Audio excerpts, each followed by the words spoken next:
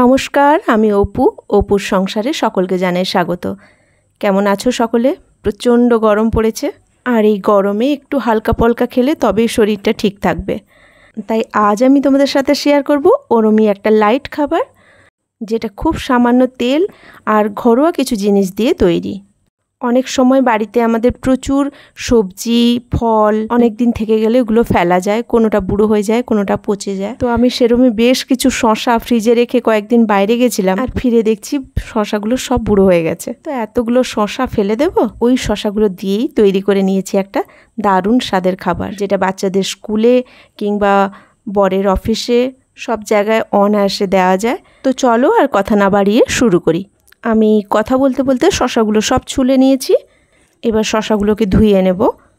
শসার সাথেই দিয়ে দেব গোটা বড় সাইজের দুটো পেঁয়াজ।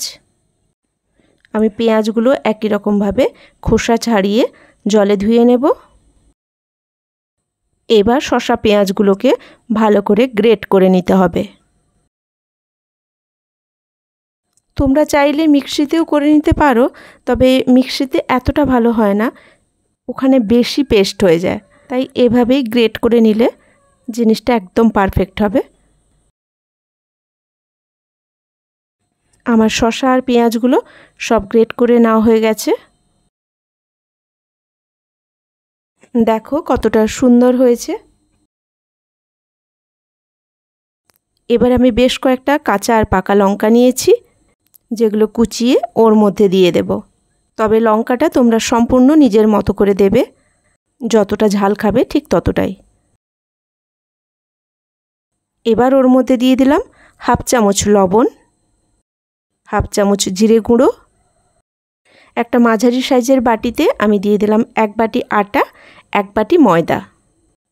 তোমরা চাইলে পুরোটা ময়দাও করতে পারো, আবার পুরোটা আটা দিয়েও করতে পারো। আমি পুরোটা ময়দা না দিয়ে 1 বাটি আটা আর 1 বাটি ময়দা দিয়েছি। এবার ভালো করে আটার সাথে শসা পেঁয়াজটা মেখে নেব। এখনই জল দেব না, আগে দেখব যে কতটা পরিমাণ জল লাগবে। এবার যদি মাখাটা একটু শুকনো শুকনো হয় তখন পরিমাণ মতো জল দেবে।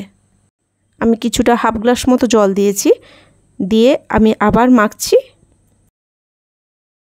দেখো মোটামুটি মাখা হয়েছে, কিন্তু আমার মনে হচ্ছে এখনও কিছুটা জল লাগবে, তাই আমি আবার কিছুটা জল দিলাম।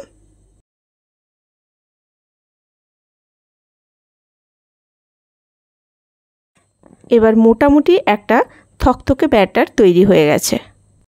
ব্যাটারটা পাতলাও হবে না বেশি, আবার বেশি মোটাও হবে না।